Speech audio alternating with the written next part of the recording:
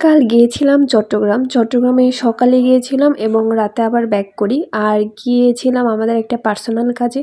তো কাজ শেষ করে আমরা ডিসিশন নিলাম যে আজকে আমি এখান থেকে গোপাল নিয়ে যাব, কারণ খাগড়াছড়িতে আমি অনেক দিন গোপাল খুঁজেছিলাম, আমার মন মতো পাইনি এবং কালেকশন কম ছিল বা ছিল না এমন ছিল, একটা কি দুটা দোকান ছিল খাগড়াছড়িতে। তাই ভাবলাম যে এখানে যেহেতু এসেছি এখান থেকেই খুঁজে নিয়ে যাব। আর এখানে আসার পর আমাদের বাস ছিল ৮টায়, আর আমাদের হাতে সময় ছিল মাত্র ১ ঘন্টা। এরপর আমরা কোনো বাস পেতাম না, আর এখানে কোথায় থাকবো সেটাও আমরা জানতাম না। তাই এত তাড়াহুড়া করে জাস্ট আমরা মনে হয় যে দৌড়ে দৌড়ে হেঁটেছি। ভগবান আসলে কিভাবে যে কখন আপনার ঘরে চলে আসবে আপনি নিজেও জানবেন না। তো অনেকগুলা গোপাল দেখতেছিলাম, অনেক সুন্দর সুন্দর গোপালগুলা ছিল, অনেক ভেরিয়েশনও ছিল গোপালের মধ্যে। তো একটা গোপাল আছে না যে মানে যেটা দেখলে আপনার একদম মনে হবে যে না এটাই আমার চাই, ওরকম পাচ্ছিলাম না, যে না এই সাইজ মিলছে না, তো গোপালের হাসি মিলছে না, এরকম। যাই হোক, সবগুলা গোপালই যদিও সুন্দর। তো আমরা কয়েকটা দোকানে গেলাম, দোকানে যাওয়ার পরে একটা দোকানদার আমাদের মানে কথাগুলো শুনে উনি এত সুন্দর একটা গোপাল বের করে দিয়েছেন, সেটা একটু পরেই দেখাচ্ছি।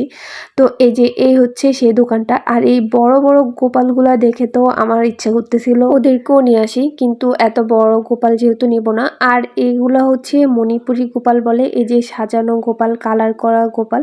কিন্তু আমার কাছে সবচেয়ে বেশি পছন্দ হয় এই পিতলের একদম সাদামাটা গোপালগুলো, যেগুলাতে কালার থাকে না। এখন আমি যে সাইজের গোপাল দেখতে গিয়েছিলাম তার থেকে আমার আরেকটু বড় সাইজের গোপাল পছন্দ হচ্ছিল। আর এই হচ্ছে আমাদের সেই লাড্ডু গোপাল, যেটাকে দেখে আমরা বলেছিলাম যে না একে আমাদের লাগবে, আমরা এটাই নিব। সুমিত তো বারবার বলতেছিল যে না না এটাই নিব, আর আমি দেখব না। মানে এর হাসিটা এত নাকি সুন্দর লাগতেছিল, মানে কি বলবো। যাই হোক, আমরা দেন এই গোপালটাই নিয়ে আসি। আর হচ্ছে যে গোপালের প্রতি আমার একদম ছোটবেলা থেকে একটা দুর্বলতা ছিল, কারণ হচ্ছে মাকে দেখতাম গোপাল সেবা করে, আর সেই গোপালটাও আমি সহই কিনেছিলাম। মাকে বলেছিলাম যে না আমাদের বাড়িতে গোপাল নিয়ে যেতে হবে। তখন যেহেতু ওটা আমার বাবার বাড়িতে গোপাল ছিল, আর হচ্ছে আমার ইচ্ছে ছিল যে আমার সংসার হলে, আমার সিংহাসন হলে আমার বাসায়, তখন আমি গোপাল আনবো। সেই ইচ্ছাটা ভগবান আমার পূরণ করে দিয়েছেন, তার জন্য অশেষ অশেষ ধন্যবাদ ভগবানকে। আসলে ভগবান না চাইলে আপনি কিছুই করতে পারবেন না। যাই হোক, এবার গোপাল তো নিলাম, গোপালের তো অনেক কিছু লাগে, যেরকম আমাদেরও লাগে। আর গোপালের জামাগুলা এত এত কিউট, আর শীতের পোশাকগুলা বিশেষ করে এত সুন্দর ছিল, মানে কি বলবো, এগুলা অনেক বেশি কিউট ছিল।